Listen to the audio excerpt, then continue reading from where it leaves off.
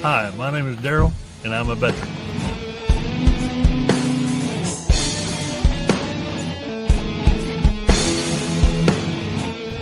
Hey, I'm Travis. I'm an Air Force veteran. Hey, my name's Jonathan, and I'm a veteran.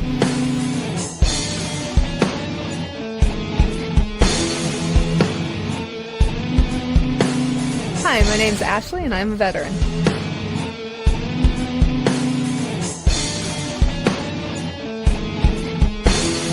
My name is Chad, and I'm a veteran.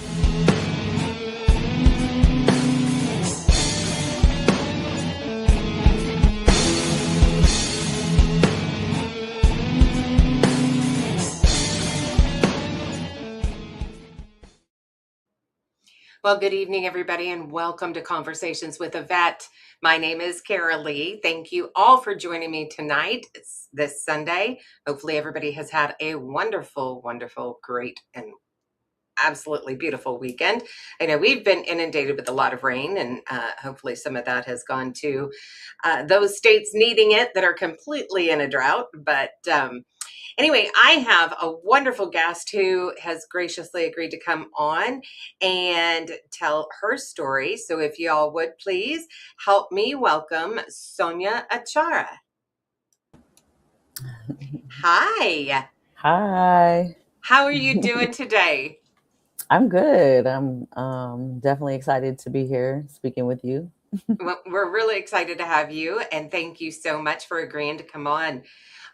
So I met you on, if I remember correctly, it was Tip of the Spear. Is that correct? Yeah.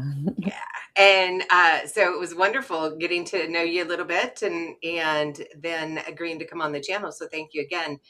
So I like to start my shows off by asking my guests a little bit about who they were as a child. So for those who are watching, why don't you tell us who you were, Sonya, as a kid? So so as a kid, I was I was a kid that got into athletics pretty early on. Um I actually feel like it was kind of an escape for me Okay. because I had an emotionally neglectful childhood. I grew up in a household where, my parents just didn't say I love you. There was no hugs and kisses. Like it was very stoic, I guess, and emotionally abusive too. So um I would say there was physical abuse in there sometimes too. But I don't blame my parents anymore. I understand that they were dealt, certain cards as they grew up and just basically just passed it on without the tools of knowing how to change, though, like break the generational curses type of thing. So Yeah. I Yeah. Yeah, so I basically delved into sports. I learned how to push my body past its limits at a very young age. What sports did you enjoy playing? I like playing soccer. I also played basketball, volleyball, I did cross country. I ran track and field. Um, so those were like the main sports. Which ones did you enjoy the most out of that? So soccer was probably my favorite, and then later track became my favorite. I think it was really the coaches that kind of determined that for me. Coaches make a really big difference in how well you succeed in your sport and, the motivation that they can provide. Yeah, I definitely agree with that. I just had, I feel like I had a good soccer coach at a young age where she's the coach that got me into soccer. Hmm. And actually was the first person that kind of pushed me uh, past my limits. And then as I got older, it was really like my junior college track coach. Well, my high school track coach too, for sure. My high school track coach, and then my junior college track coach that got me kind of more into track versus soccer. Nice. And then tell me about how you felt as far as, were you studious in school? Did you enjoy school? I was not a school.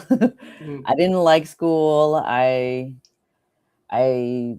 did what I needed to do to be able to pass, but I was not the one that had good grades. My sister was the one in my family that got good grades, and so I think that was another reason why even going to college for me depended on like if I was going to play sports. So Yeah, and if you're going to get a scholarship or something along those lines, I know that was kind of my thing too. Mhm. And I just had a better job offer. Yeah, I So understand that. at what point was it that you decided you wanted to join the military, and specifically the branch that you chose? So it was really because so I did end up running track for San Diego State University, and I was really good at it, obviously, to get onto the D1 track team.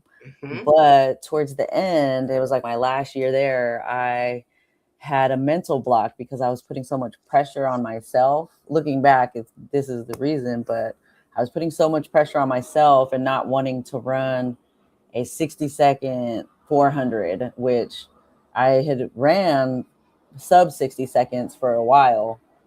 And for some reason, I just kept running that 60 seconds, and I wasn't able to get past it. And they kicked me off of the track team. So that was kind of devastating for me. And I was like, what am I going to do next? And I think I was trying for a year to do different jobs here and there, but I was just like, I need to do something greater than what this is. Cause I don't know, I was doing like retail. I tried to work for like a personal training, cause I majored in kinesiology. So it was like the study of muscle movement. I Oh, was, wow. yeah. And so I was trying to kind of work my way into the personal training stuff, but it wasn't really working out how I don't know, how I imagined. And so I was like, you know what, let me join the Marines. The Marines. Was that your first choice? Was the Marines? It was my first choice because in my mind, I was like, well, if I'm going to join something, it's going to be the hardest branch because I just thought I was this, like, I don't know if I could cuss, but You can cuss.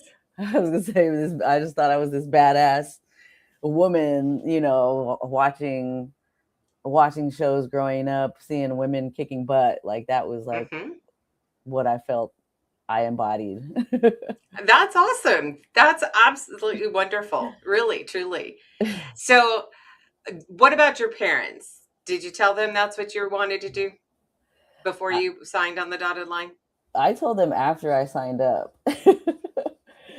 So I signed up and I was like, I joined the Marines, and they were like, what? How'd that go over? So I think they were surprised, but they ended up being like supportive of it. Nice. Very nice. So, So, tell me what it was like for you the moment you got off that bus. so getting off the bus, well, first my heart was pounding even riding up to the spot.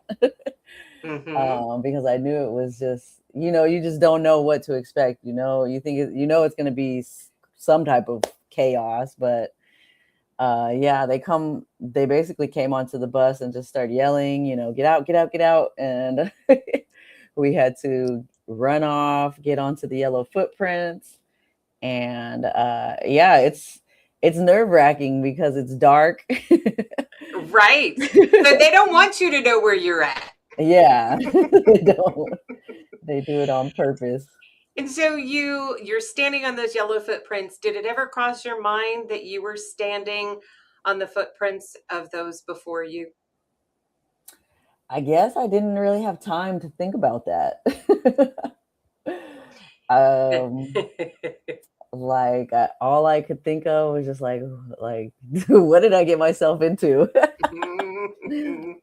What was your MOS that you signed up for? So I signed up to be a radio operator. Mm.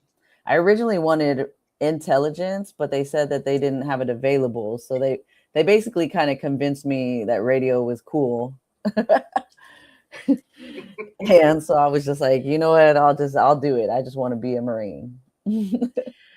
So the first week, I'm assuming, is all receiving. Is that right? You're getting your gear. They're going through, doing all the checks and what have you. Yeah, it's really all the first 3 to 4 days is just receiving, getting all your stuff, and yeah, and honestly, these drill instructors weren't um they weren't as bad as the ones I received on like Wow. formation day one. They don't want to scare you too soon. Yeah, I guess it was to get you ready. Right. And okay, so you go through your receiving process, and then yes, you get to your first formation. Tell me about what that's like. I mean, obviously you had that phone call home, is that right? Yes, I did have the phone call home. I don't think anybody answered though. So Did they say try again or no? no, yeah, Okay, just okay. really try. Plus, I didn't know. Yeah, I was just like, I'll try once, and then like if it doesn't work, like whatever. Right, that's fair. Mhm. So, all right, you get so your first formation, what's going through your mind? Um, I'm trying to remember what was going through my mind. I just remember it being very chaotic those first few days, and just so much yelling and screaming and like throwing things and like in my face, and it was definitely a culture shock for everybody. I do think that I feel like I adjusted a little better than most of the girls because I had already been yelled at my whole life. And so this was just a more intense, in my face type of yelling. And so it was definitely a little bit of an adjustment for sure. Do you ever look to your left and to your right and look at these ladies and be like, suck it up? Um, I think a couple of times I did, but I think I was even a little more compassionate about it with them. Um, but then it also depended. There were some girls that just were very like snappy, so I didn't feel bad for those for those girls. Um, it was very, yeah. I mean, everyone's in survival mode, so I understand now why people get so people get so riled up and snappy in those situations. But they were teaching us how to work as a team even in this type of survival mode environment. Right. Exactly. So I'm guessing during this time, right, you're getting to know um, your teammates pretty well and starting to move together as one unit, one platoon, right? Yeah. Yeah, So there was a few girls that I was closer to than others, but yeah. yeah. Mhm. Now, did you had the opportunity to write home? Yes, I did have the opportunity to write. So I wrote some letters. Um, I guess I didn't receive as many letters as I wanted to receive. But I kind of also wasn't surprised either because my family had always kind of been the type to like they didn't really show up to my games, and my games were important to me, so Right. for something like this I kind of almost expected it already. Yeah, and that sounds pretty fair Hmm. to expect. So you're going through this process, and what was the first, because I can't remember, is my I was trying to remember when my youngest Marine veteran went through. We had, as a parent, we had a calendar Hmm. basically. So what was the second, and was it second and third week? Is it 2 week intervals? Yeah, I think every few weeks or so there was a different phase. Mm-hmm. Hmm. And so there's multiple phases that you go through. Of those, did you have a favorite? I think I want to say the second or third, because the third one would be a favorite more so because they treated us different, because we were more evolved, more matured, I guess, in the stages. Hmm. So they allowed us to do more things on our own, like walk to church in a platoon or something together. Take more leadership positions to lead the group's places. And but the second one would have been a favorite just because of the things we did, like a lot of the obstacle courses, the shooting range, and stuff like that were in the second phase, and I actually enjoyed it. I enjoyed doing those things. Had you ever shot before? No, that was my first time shooting, was in Marine Corps boot camp. That's one of my favorite hobbies. I love it since, because after being in for 14 years, I was a rifle range coach and pistol coach. Nice, very nice. Mhm. You being a female, and we'll get to this, but just a question for the back of your mind for later, being a female coach with predominantly males, right? Think about how you felt you were received in Okay. that position. But so let's talk about, you already had the stamina for a lot of the PT, the physical stuff. So that obviously, I'm assuming, helped you get through a lot of that, the running and. Yeah, so the interesting thing about that is I ended up being one of the most in shape female recruits there. It was always between me and one other girl, just like racing each other. Oh, wow. Yeah, and so since I stood out in that way, I felt like they picked on me more because they were like, "Oh, Schmidt," like my name back then was Schmidt, so it was like they were like, "Oh, Schmidt, you think you're strong, you think you're fast," and so they were always. Oh, no. So okay, I can understand that, right? They're trying to break you down and you're Mhm. not working with them. All Yeah. right. So you get through, and now you had to go through the gas chamber. What did you think of that? Yeah, that was I was nervous about it first, but once it happened, it wasn't as bad as I thought it would be. See, I think people get more nervous about the unknown, and that's Mhm. causes a lot more anxiety than the actual act of doing whatever it is they're going to be doing. Yeah, I believe that 100%. Yeah, our youngest said that was one of his favorites, was the gas chamber. Oh, okay. That's Uh, funny. it is very funny. Unbeknownst to me, and of course the rappelling portion was the other that he Mm. really enjoyed. Um, so you're going through, when you're in boot camp, obviously there's people dropping out, right? Mhm. So when you started to when you graduated, what do you figure you had left in your platoon? Oh, ask the question one more time. As far as the number of recruits from the Mhm. time that you Oh, started boot camp to the time you graduated, what do you think the drop rate was? we definitely dropped at least 20. Yeah, at And least that was 20. out of. It was 60 something in the beginning. We graduated with 40 something. I don't Okay. remember the exact numbers, but No, that no. was, yeah. Yeah. Yeah, it just goes to show for the listeners, how difficult it is. Any military branch, I'm not specifying specifically the Marines, but just getting through, people don't realize them. You've got to have a certain mentality. You got to, Mhm. they're going to break you down and build you back up to what they want you to be.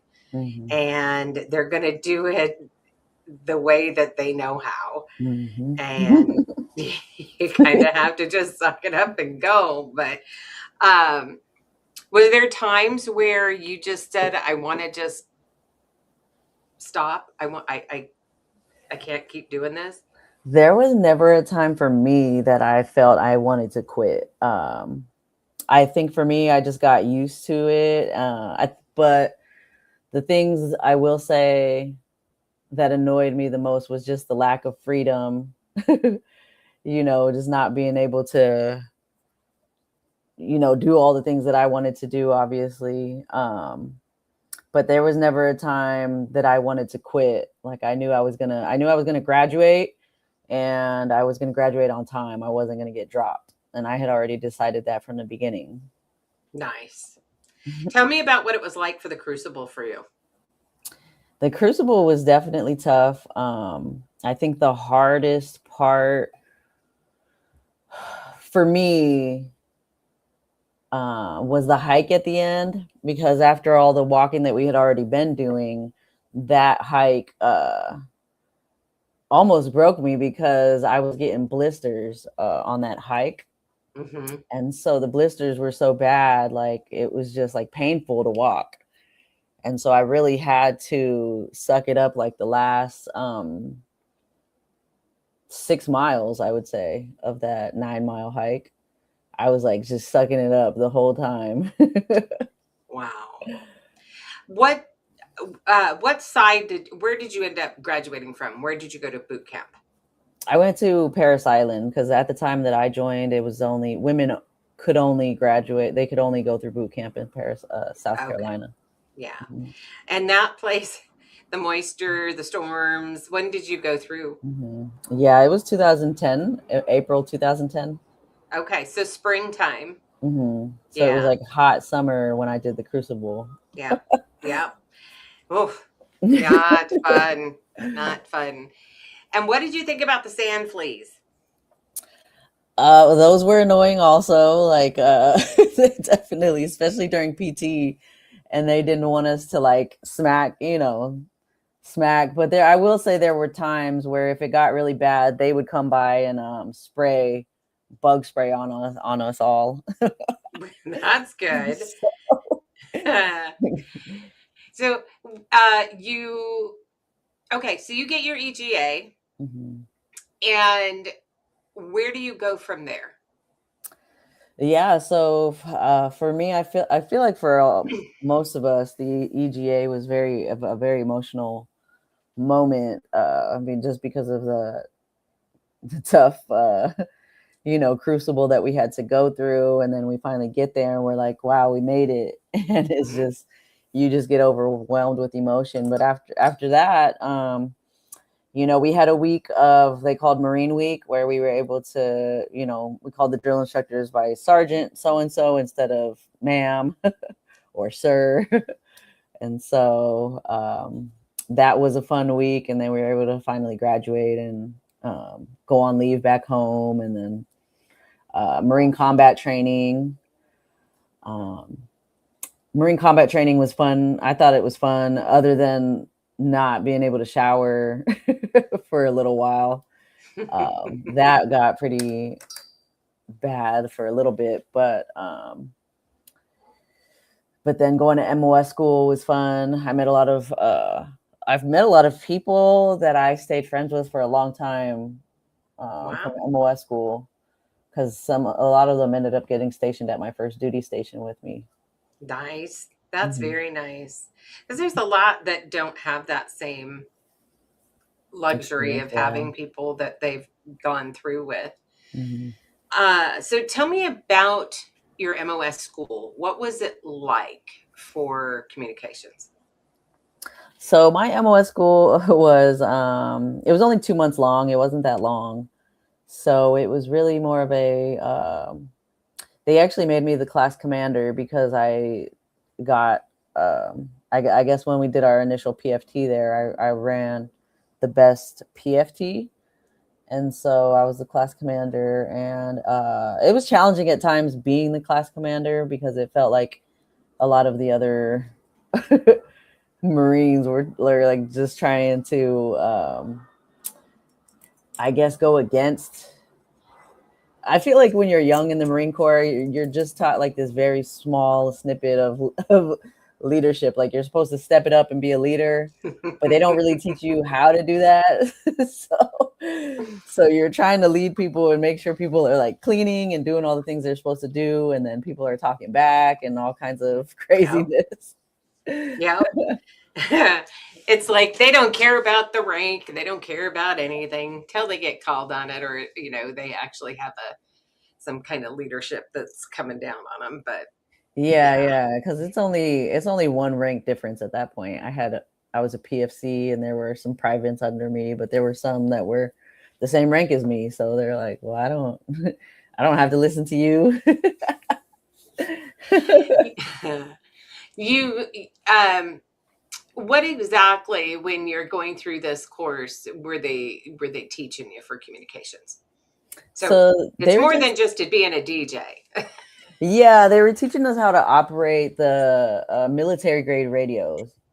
So that's really what they were teaching us, is how to operate the radios, how to keep them clean, how to keep them organized. And it was just really how to operate them. Nice, So, nice. And then once you get through your schooling, what happens next for you? so after the schooling, I got stationed in Camp Lejeune, North Carolina at 2nd Intelligence Battalion. Hmm. Yeah, 2nd Intelligence. Yeah, because 1st is in Pendleton. So 2nd Intelligence Battalion as a radio operator there. At the Intelligence Battalion, they actually have units that go out with, they have portions that go out with grunt units. So they had some of our male radio operators actually go to this section called GSP. It was like some type of ground support platoon as the radio operators.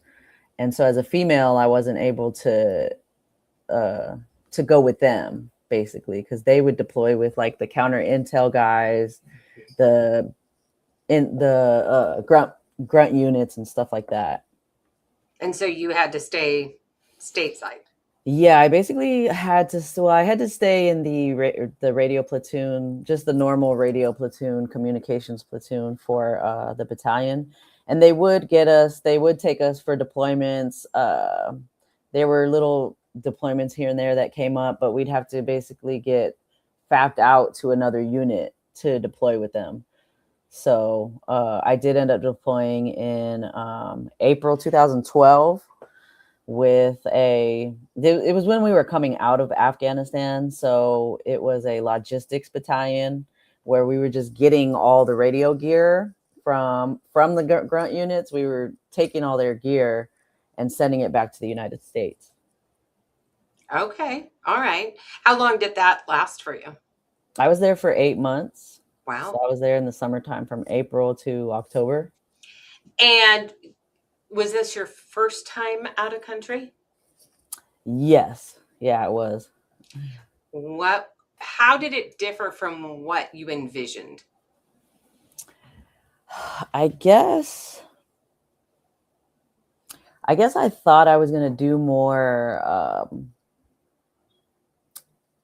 things outside of the wire, they call it. But I was basically located on a base out in the Helmand province. So we had big HESCO barriers around the base, and we had guards on the outside of the base, basically watching to make sure that, that we stayed safe on the base. Right, right. And when you first got there, were you surprised at the landscape? No, I knew it was going to be sandy and dusty, but I didn't know. I think I underestimated the heat because it was pretty bad. It felt like being inside an oven almost. Oh man. What did you get to eat? Was it MREs? Did you actually have a chow hall? So I actually got to go to chow halls. That we had a few chow halls on the base I was on. I was on Camp Dwyer. They had a Camp Leatherneck out there, and Camp Dwyer. Camp Dwyer was the smaller of the bases, and so I was on Dwyer the whole time. And there was a few chow halls to go to, which the food was pretty good to me. Hey, that's all that matters, right? Mm-hmm. If it tastes good, yeah, and it keeps you sustained, that's great. Was there any time then that you got to mingle with the civilians there, or were you just strictly on base the whole time, the whole 8 months?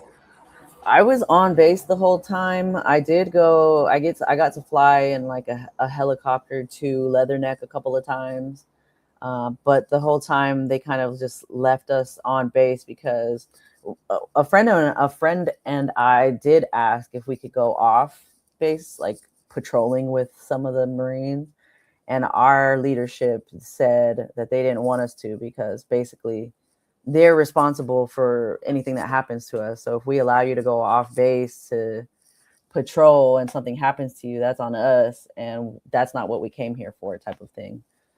So they made that decision, which makes a lot of sense. So you Right, got to right. protect your Marines. After your 8 months of deployment there, what happens for you next? So after deployment, I basically come back, and I don't know why I'm like motivated to do all these things, but I something switches in me, and I go to become a martial arts instructor, a black belt martial arts instructor, and then even after that, I start bodybuilding. Wow. So, um, yeah, and I just got super into just the martial arts and the bodybuilding, and I started to have this reputation at that unit that I was like the one that was like whipping people into shape, as a female, and so I became pretty well respected at that first unit. I picked up all the rank all the way up to sergeant at that unit. Wow. Mm-hmm. And through this, you've only been deployed the one time. Is that accurate? Yeah. Okay. Mm-hmm. So you're now becoming a badass Marine. Yeah, teaching martial arts. Oh, that was also when I went to the coach's course to become a marksmanship coach for the pistol and the rifle. So I just wanted to do as much as I could to be, yeah, become this badass Marine. Yeah, and it sounds like you've achieved it. That's amazing. So, all right. So you get through, you become a black belt in martial arts, and you also, have gone through the bodybuilding. You're working on strength and helping to instruct for rifle and for pistol. And through all of this, where are you at? Are you just stateside? Is it just for 6 months, a year? How long are you there for? Yeah, I was just stateside at the unit. After I came back from that deployment, I just was at Second Intel Battalion for a couple of years, working on all that, and I ended up basically deciding to go to become a recruiter. I put in a recruiting package to become a recruiter because I wanted to. I guess I wanted to get ahead of because they actually do this thing where they choose for you sometimes to Mhm. become a recruiter or a drill instructor. They'll kind of rotate people in and out. Yeah. Yeah. And so you took the high road, said I'm going to do this on my own, take the Mhm. initiative.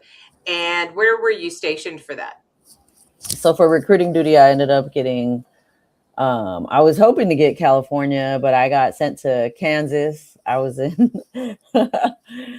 I was in basically it was Olathe, Kansas. So it's kind of a city area of Kansas. Okay. And so you get these recruits coming in, or these people who are considering becoming a Marine, and you're who they see. Hmm. This buff, Yeah. badass I was buff at female the time Marine. too. Were they all shocked? Were they like, whoa? Yeah, they were. It's interesting. It was funny going on recruiting duty because the kids all did like they had these stories about me. Like I was like, oh, Sergeant Schmidt can like kill somebody with her bare hands, and they would just make up all these things because of my credentials. Like they knew that I was a martial arts instructor. They saw some of the techniques that I would do at the pulley functions because Hmm. I'd be part of the demo where I would actually do the techniques on a male Marine instructor. So I will say that my being on recruiting duty there out in Kansas, I was one of the only female recruiters out there. I was the only female they saw of a Marine. And so I feel like I actually was able to inspire a lot of the females that were there. Because we would do like female pool functions and stuff like that. And I really enjoyed being that mentor. Right. Kind of the Marines version of G.I. Jane. Yeah. Yeah. I can imagine that, being as fit as you were at recruiting, that you probably did get quite a bit Mhm. of female recruits Mhm. for the Marine Corps. And you did that for how long, did you say? Yeah, I recruited for 3 years. So I did pick up staff sergeant at the end of my tour, like the very end. But yeah, I was one of the only females. When I first started doing pull-ups, I was one of the only females in my units that could do pull-ups. So I think then they started actually testing it to see if, you know, to actually move into females doing pull-ups instead of the flex arm hang. Mm-hmm. So I feel like I was definitely part of that shift. They were like, oh, well, she can do it. See? Yeah. Little trendsetter you. All right. And then from there, after you complete your 3 years with recruit training, where do you go from there?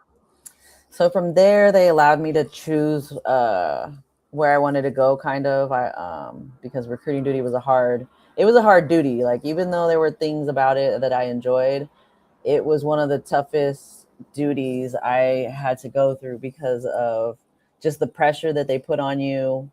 I ended up drinking. I was drinking a lot. I would drink like a bottle of wine a night when I was on recruiting duty because I was just so stressed out. And I didn't, there was a lot of traumas I didn't realize was happening with me during that duty. They just tell you to suck it up, and you look down upon if you like there was some people that had suicidal ideations. They'd get sent to Balboa to get evaluated. And so I didn't want to be the person that was like looked at as weak. Right. And so I just sucked it up, kind of became an alcoholic through there. But I do feel like bodybuilding is what saved me, because once I got off that duty, I just wanted to start bodybuilding again, because I couldn't do it while I was recruiting. It was just too much stress and too much going on that I wasn't able to keep it up. I actually gained a lot of weight while I was on recruiting duty. So I went looking one way, buff, and then I left looking kind of a little fluffy. So So what was it like? I mean, obviously there's numbers, right? mhm. Recruiting is a numbers game. And how was it when you would sit down and you would talk to these prospective recruits and to get them to sign up, right? I mean, it's not an easy feat, and a lot Yeah. of them are young, and they have to Mhm. have their parents' permission to, even if they were going to go through the I can't even think of what it is before before you go to boot camp. That Oh yeah, it's like the DEP program, where they delayed entry program. Thank you. That's it. Yes, yes, and even so, I can imagine that it's difficult, and the pressures that are put on. For the area that you were in, what was the numbers that you had to hit? So for the area that I was in, I had the numbers mostly were like 2 a month, but it was hard. It was hard to get to a month. Like when I first got out there, I was not doing well. I wasn't recruiting any people. Um, I felt like my station, they did a lot of like weird tactics where to me it was unethical. I didn't agree with the way that they were doing things. and they were trying to get me to do some of these things. And I was just like, I'm not doing it. I don't care how much pressure there is, what's going on. Like, I'm going to do it. I'm going to do it my way. And I got, like ridiculed because of it. But there was one leader there. His name was Master Sergeant Shamo, that pulled me to the side one time when I was consistently writing 0 contracts, and he pulls me to the side and he's like, Schmidt, like, you're a badass. You need to start putting that story out there to these kids. Like, you can do, like, he basically kind of spoke more life into me. And so that kind of like shifted me, and where I was like, okay, I can do this. I pulled myself out of this depression that I was in, and I basically just started having more fun with it, because I was taking the rejection personally at first. I was taking it personal. It was bringing me down into a depression, and I finally just shifted that perspective because of that one leader. And so I shifted that perspective and just started having more fun with it. I started bringing kids to my physical training sessions. Those were where I was able to actually just be myself, be the leader that I had become a pretty good leader by then, because I was good at speaking motivation and what a leader should be. And I would push these kids during the physical training sessions, and they loved it. Like, That's amazing. Yeah, that's amazing. Yeah, so I was able to start recruiting more and more kids. I started getting into the schools my way instead of like the way they were trying to. I was getting into the schools by like just continuously coming by and showing like who I was, Right. the type of person I was, and that I was actually trying to help their kids, not do anything slimy. And so they finally like let me into the schools. I was doing like combat fitness tests with the football players. And so doing the combat fitness tests with the athletes, like that even helped.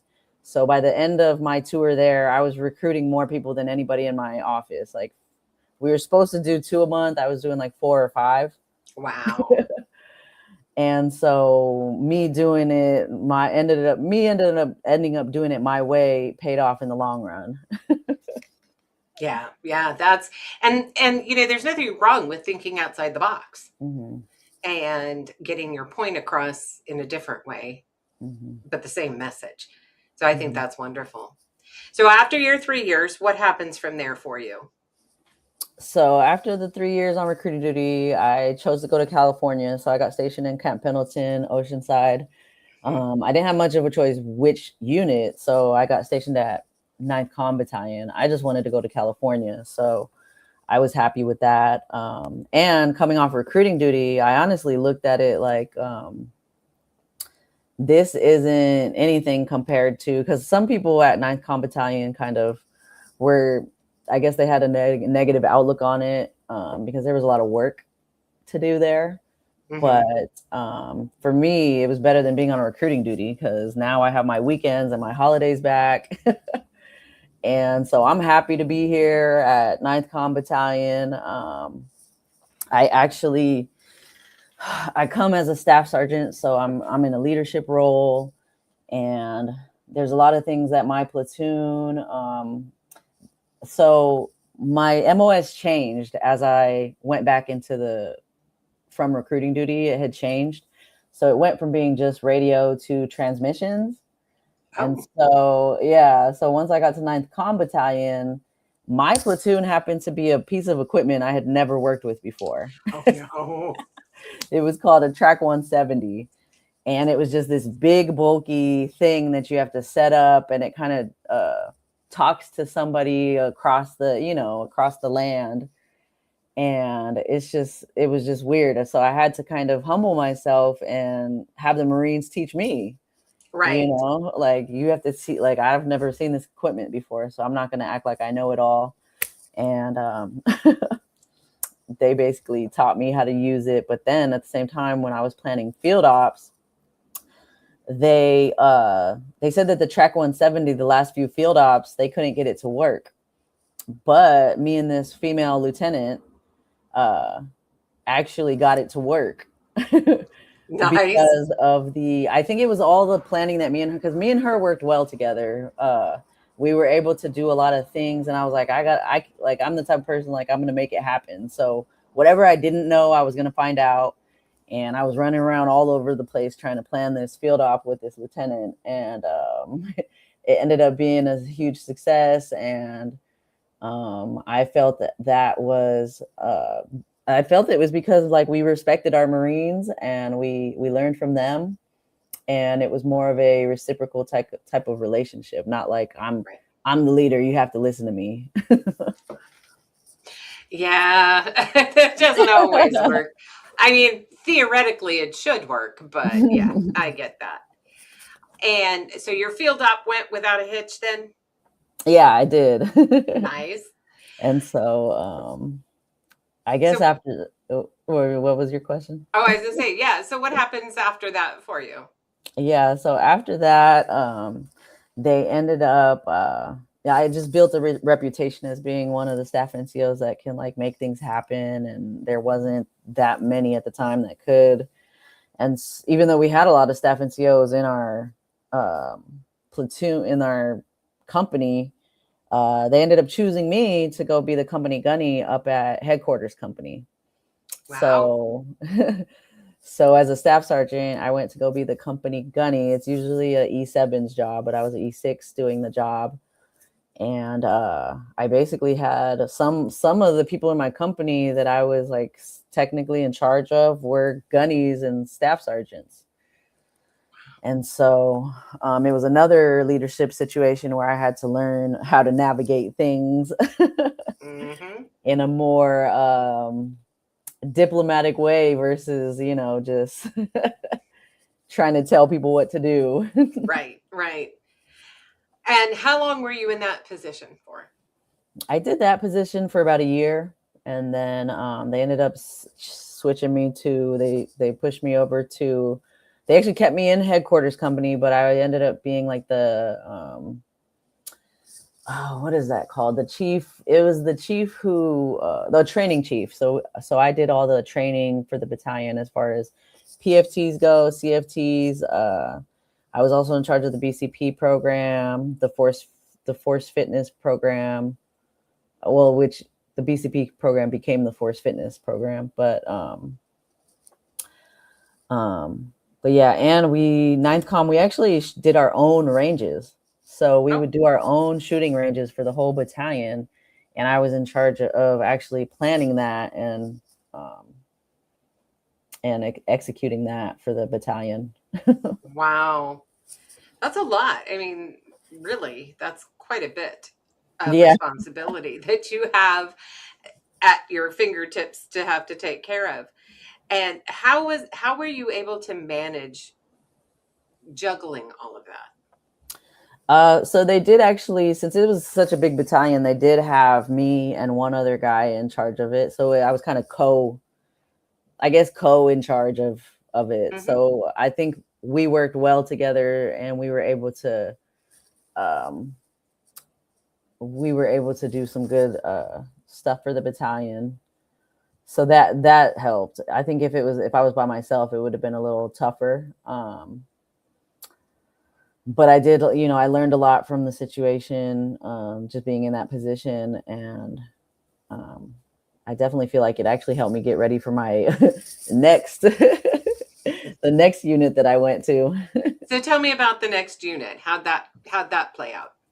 So the next unit I get stationed at, so this place, they used to call it the MACE, is the Martial Arts Center of Excellence, but they changed it to the Martial Arts and Fitness Center of Excellence in Quantico, Virginia. Mm-hmm. And I had always looked up to the place because I was a martial arts instructor, and I was like, it was just the epitome, like, of the character. Like all the stuff they teach you in martial arts is like the character building, mind, body, soul type of thing that they try and teach you in our martial arts program. And so I just looked up to the place, and I was excited to go there to be an instructor. So I was going to be a force fitness instructor trainer. And the interesting thing that happened is when I applied to go there, I didn't even go through the course yet to be a force fitness instructor. And they were like, well, why do you think you should be an instructor trainer if you haven't even gone through the course? How do you know you'll pass? And I was like, I just know, like, I've never failed anything in my career. And even the martial arts instructor course was it was tough. Right. And to be able to pass that, I was just like, whoa, like most men, there was a lot of men that didn't even pass that course. Yeah. So yeah, I went through the force fitness course and I ended up tearing my ACL on the obstacle course. Oh no. And so I was worried that they were gonna like drop me and I wasn't gonna be able to go be an instructor trainer. But I was like, you know what? I was telling the athletic trainer, I was like, I swear, like I'm gonna be able to do the culminating event at the end. Just don't drop me. And so I was doing rehab with him. I didn't even know my ACL was torn until 2 weeks later. I had already gotten off crutches by the time I found out, and it was completely torn. So I did feel that my knee was a little bit unstable, but I guess my muscles were strong enough because I was bodybuilding previously to be able to rehab to a point where I wore a knee brace and I finished the culminating event and still faster than half the guys. Wow. So, um, That's amazing. so, and to me, I don't say that to like brag about myself. I really speak about it to people like it's a testament to what you can do when you believe you Right. can do something. So, Right. Well, and it doesn't sound like you had much doubts about your abilities, yeah. which is always the first step, believing in yourself, right? Mhm. Yeah, So you exactly. become an instructor trainer. How does that go? Yeah, so I become an instructor trainer, and I'm like super excited about this role because I'm like I was a kinesiology major, and this is all teach. I'll be teaching Marines. It's like a new program for the Marine Corps where they're actually teaching Marines like anatomy, physiology, biomechanics, just the proper way to actually warm up, the proper way to take care of your body. And so I was really excited about it. But as I'm there, I'm being treated differently. And at first, I thought it was because I was a new instructor there. But as more new instructors came, I started to realize it was just me still. And so I was like, okay, it was one guy specifically. I'm not going to say his name, but he was like after me for some reason. And didn't matter no matter how much I pushed myself physically. He still found a reason to say why I did something wrong.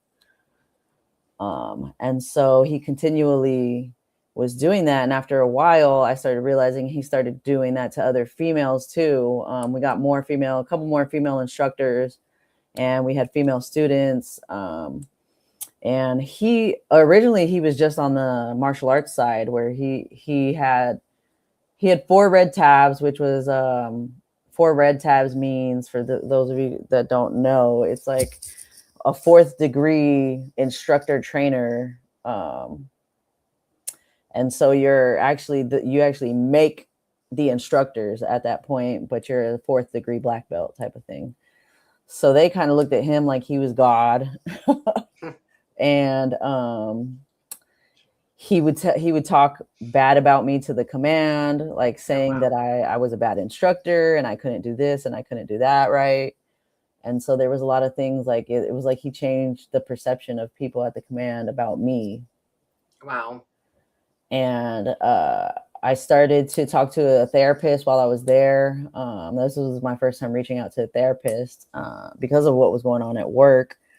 And luckily, this therapist I found was actually a prior Marine. He had been in for 20 years and retired. And he was like, by this time I had pinned on Gunny. Me and the guy that had been picking on me both picked up Gunny around the same time. And so he just has this thing, and he ends up I started sticking up for myself more and other females, and I was like fighting back type of thing, because we were the same rank. And I was like, you're not going to talk to me in that way, because the way he was talking to me was just very condescending. And I was like, you're not going to talk to me like that. Like, if you have something to criticize, you can give me like constructive criticism. It doesn't have to be the way that you're doing it. Right. And he didn't do that to the male instructors. Like any of the new male instructors, he wasn't doing it. So I was just like, okay. There was something to do with females. And I think after a little while, I was like, I'm not going to report him to the EO, because I think I can handle it in house. But then he ends up reporting me to the EO, saying that I've been harassing him.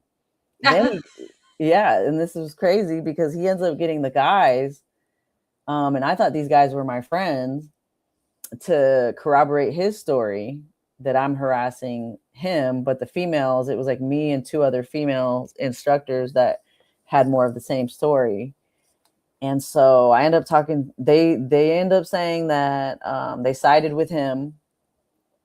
They did like an investigation. They gave me like a 6105. And I was just like, wow, like this is so crazy how this can just be turned around on me like that. Like something like that had never happened in my whole career. I was actually respected at most of my units because of my abilities. But this was the first time it just didn't work. So there was a lot that happened at this unit, because this was my last unit. And I was in a relationship at the time. My boyfriend moved out to Virginia with me. I ended up finding out that I was pregnant for the first time. And I was like, well, I was 36 years old. And I was like, I've never been pregnant before. So this must, let's have the baby. But I was worried of what would happen when I told my command, that I was going to have a baby. And so I ended up making my way up. Even though I had all these issues with this guy, I was still making my way up to like lead instructor. Then I became the chief instructor for one cycle of the courses. But I got pregnant. I found out I was pregnant during that cycle, that I was the chief instructor. And once I told them that I was the chief instructor, they ended up taking me out of the position and just making me a regular instructor. And so I just felt like things got worse between me and the guy. There was that whole investigation that they found me guilty of. And I was just like, you know what? I just want to transfer. I ended up talking to the sergeant major, and I was like, can I just transfer over to TBS, because I'm just like tired of all of this. And the sergeant major ends up like, why didn't you just tell me about this situation? Like, I could have probably tried to help out ahead of time before it got to this. And I was like, well, I was just trying to handle it myself. Mm-hmm. Because they even look down upon people that like report things. I don't know. It's a pretty toxic environment at times. So Right. So what happened then? So basically the sergeant major was like, yeah, he's like, I didn't end up I'm saying this on here because I think he's out anyway now. He's like retired, but the sergeant major he was like, I'm not going to submit your 6105. It's just going to be in my desk. So he never ended up running it into my record. Mm-hmm. And he was like, I'll bring you over to TBS. I just ended up going to TBS while I was pregnant. I switched over to TBS to be like a testing. I was like helping with testing for the lieutenants. So it was a very chill job that they put me into, just so I can, go through my pregnancy and have the baby. But at this point, just being the fact that I was going to have a baby, and what had happened to me at this unit, I feel like it all played a part in me deciding to get out. So I was like, okay, I have a year and a half left and I'll just get out after. So that was 14 years. At my 14-year mark, basically ended up getting out of the Marine Corps because I did my pregnancy. Oh, while I was pregnant and had the baby, I became part of that group that, because at first I think it was just 3 months off for females. Mm-hmm. And then you have to come back to work. But I was in that group, like I was right at the cutoff to where I could be in that group where they added a couple more months. So I was able to, yeah, they added a couple more months. So I had 5 months off after having my baby. That's impressive. That's really impressive. So you're looking to separate out, and were you provided any resources from the Marine Corps on integrating back into civilian life? So they do TRS, but to me, it's a very poor way of integrating people back into civilian life. So you kind of got to figure it out on your own. TRS just kind of helps you, like they'll help you write a resume. They'll talk to you about what you should do in your appointments to get your disability claim, and stuff like that. But as far as like reintegrating back into civilian life, like no one talks about that, that identity shift that you're going to have to make. Right. And did you have a job already lined up, or your job was mother? Yeah, I didn't have a job lined up. The crazy thing is I had built some businesses with my ex-husband while we were at that duty station. We bought some houses. We started putting them on Airbnb. And we also had French bulldogs, and we were breeding them, and we were able to make some decent amount of money off of that. But there was so much that happened at that last duty station, and it wasn't just work. It was like, I didn't realize at the time I was also in a toxic relationship, toxic command. I had talked to a therapist only about the stuff that was really going on at work. Because for me, that was like my biggest thing. Like being a Marine was my life at that point. So I eventually started talking to that same therapist again after I had my baby, and started to tell him some stuff about my relationship stuff that was going on. And he actually got me to see, I was convincing myself at first that this was a good relationship. You know, I was convincing myself that, oh, we were this power couple, we were building businesses. I'm going to be fine once I get out because of the businesses. But I realized that it was an unhealthy relationship. I also had a miscarriage of our second child. And it just like hit me after the miscarriage. Was really just like, I kind of like awakened to like, okay, like I need to leave this situation. Right. So I ended up leaving the Marine Corps and the relationship at the same time. Wow. Talk about cleaning slates. Yeah. Goodness. So, all right. You're now out of the Marine Corps. You're single. Mm-hmm. With a baby. Yeah, with a baby. and you don't have the resources from the military. Yeah. That are going to get you what you need. I will say that I did like what they told me. I feel like what they told me for my disability claim actually did help me to get my 100% disability. So I will say that helped. That one class with that specific guy, I don't know if that guy, I don't know if they say the same stuff everywhere around the Marine Corps, but he was basically telling us, like, if you have issues, like, don't go in like you're completely fine. You have to act as if you have that issue right now. Because I had back issues that would occasionally, like, it would be hard for me to like walk. But then once I was like normal, it took a lot of like foam rolling and stretching for me to get my back right, and it would take like a week or two. But they were like, you need to go in as if like your back is injured, because it is like it has these times, like every year I'd probably have like 3 or 4 times where it would just go out.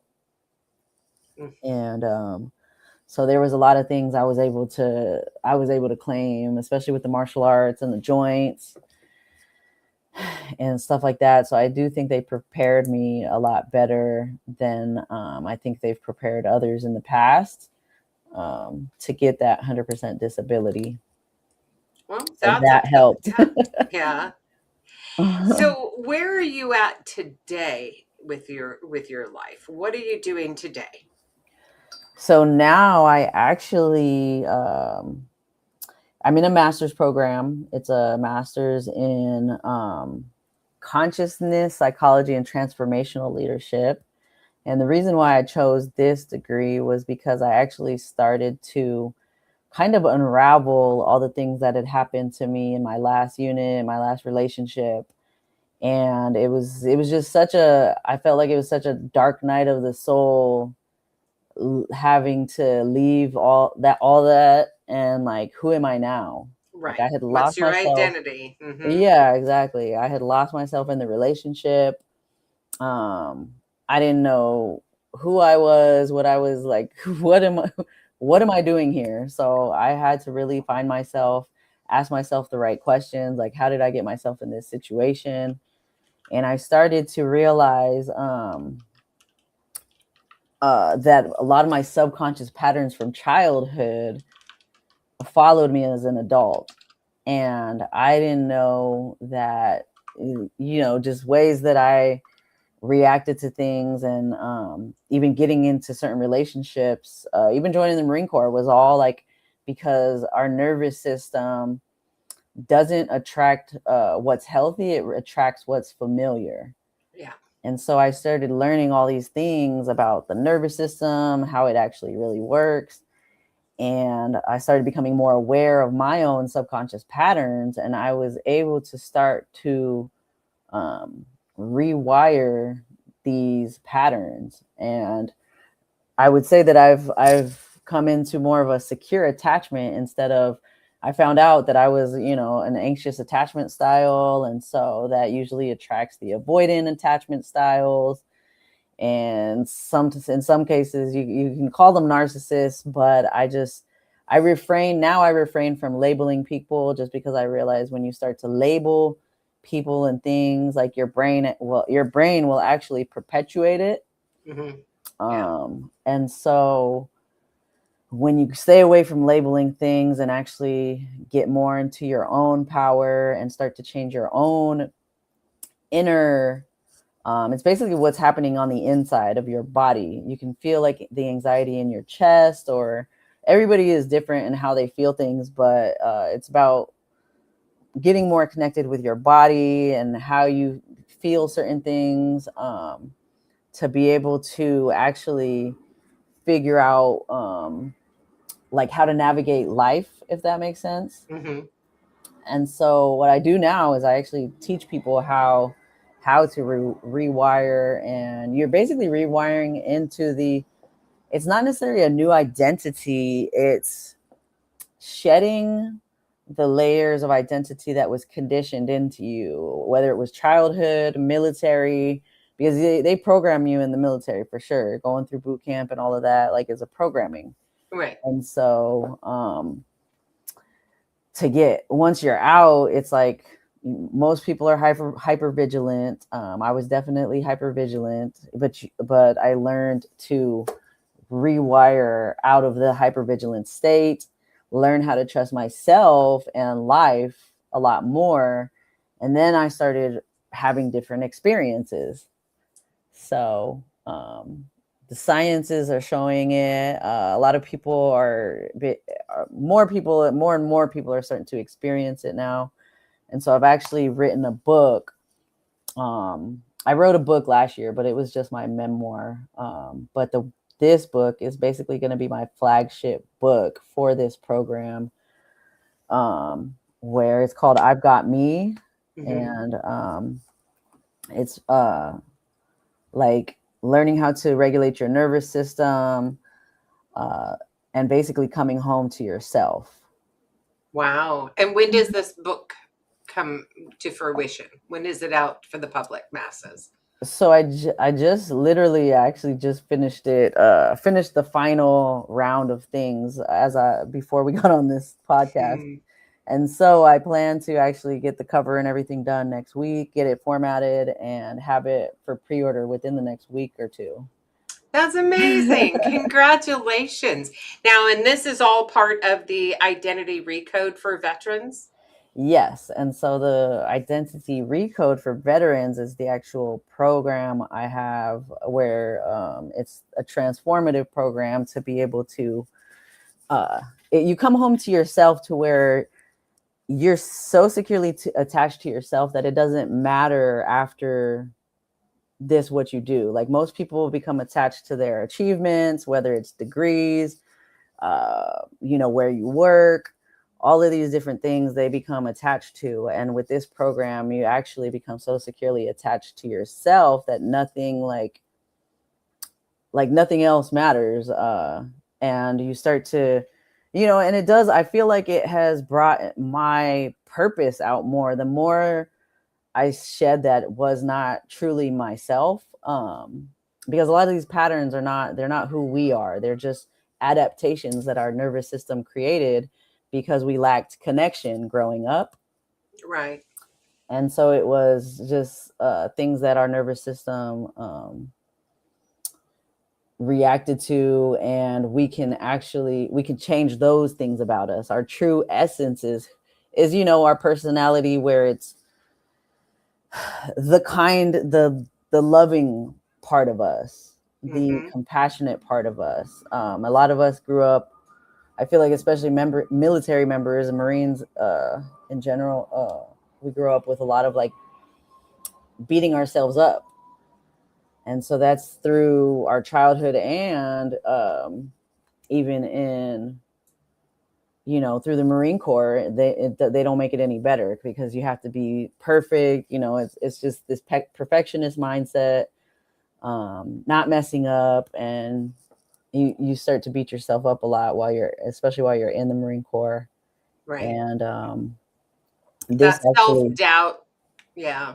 Mm-hmm. I think it's absolutely amazing. And so the Identity Recode for Veterans, is that a nonprofit?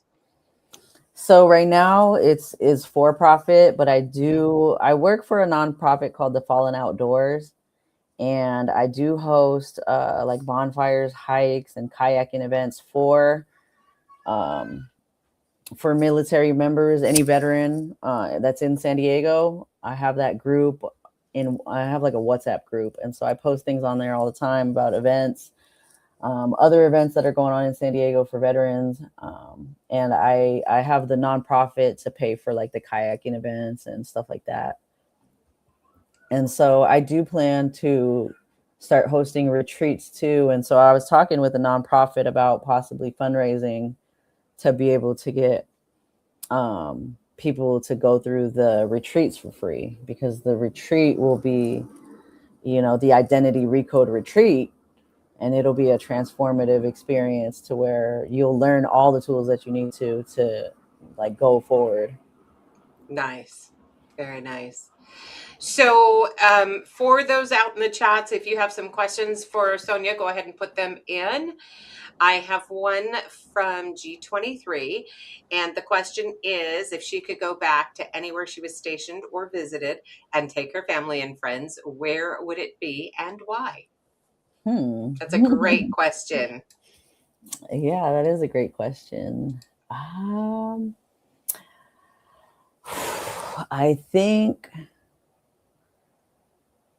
feel like my favorite, that is a hard question.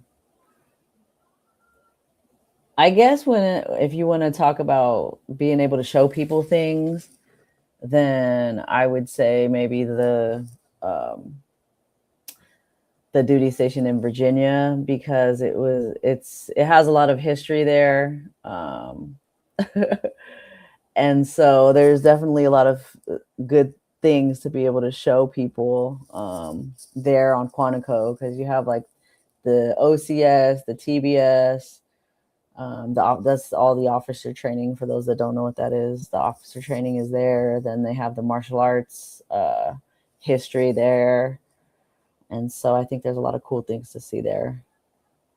That's amazing. Yeah, I would love to see it. Love to see Quantico. Our oldest Marine veteran was stationed in Virginia as an instructor as well. Not Quantico, but yeah. So, and even just the history, the buildings, the architecture, right? I think those are some amazing things to see. And it's definitely on my bucket list of things to do. So tell me, if you could give advice to anybody who's considering joining the military, any branch, doesn't matter, what words of wisdom would you provide them? Anybody, I think I would say that you are more powerful than you know. You are also more capable of things than you know you are. And so I really would like to just say, like, belief plays a big part, like believing in yourself and knowing that you could do certain things. That would be my biggest like advice. Trust in yourself. Yeah, trust in yourself and believe in yourself, and life I will think, take care of you. yeah, I think that those are some key things, because a lot of times it's that self-doubt, especially if you've never been pushed. Yeah. Yeah. I want to say thank you very much for taking the time to come on. And do you have any final words, anything else that you want to add before we wrap up? So I do have, I guess I have my website if anybody wanted to like contact for anything, like the free events that I have here in San Diego. What's the website?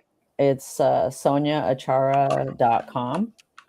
And that even the website has like a way to contact me, like schedule a call in my calendar for anything, whether it's like collaboration or anything. I like to do free. I like to do, even though my website says I charge for keynote talks or something, I actually like to do free talks for like veterans, first responders, and stuff like that when it comes to my identity recode masterclass. Mm-hmm. So I also do my identity recode masterclass once a month for free, also for anybody that would want to learn more about the attachment styles and how to rewire from survival attachment into secure attachment. So Wow. So what I'm sharing is Sonya's website. Again, sonyaachara.com. You can go out, take a look. And, this is, to me, I think it's pretty impressive. 14 years as a Marine, and being the instructor, being for multiple things, right? I just think it's incredible. And I'm really excited to see where you go, and where you're at in, say, 5 years from now with all of this. And we're all wishing you good thoughts and the best of luck. So I'm sure we'll be staying in touch. So for anybody interested, feel free, go check out sonyaachara.com. And then when you get that book out there and it is published and for the purchase, you just let me know and we'll get it put out for anyone interested to go ahead and get it purchased. So I want to thank you again. Appreciate you very much for being here. And if you want to hold tight for me, I'm going to go ahead and get things wrapped up. For everyone else, if you haven't already, please be sure to hit the subscribe button And then after the show, hit the like, as well as hit the notification button, because that's going to give you notifications of each of my live shows, or any shows for that matter. And it's a great way to help and support our veterans. So thank you to each and every one of you. Join me again, please, next Sunday at 6 p.m. Central Time, when we have our next guest. So thank you all, everybody. Have a wonderful rest of your week. Thank you. Hi, I'm Beaker with Military Broadcast Radio TV. We're your virtual MWR, bringing veterans radio, podcasts, gaming, animation, 3D printing, and a community that never leaves you behind. Download our Roku or mobile app today. Wisdom to share if you listen this week, so pull up a chair and stay for a spell. We're heading down a trail where good stories dwell.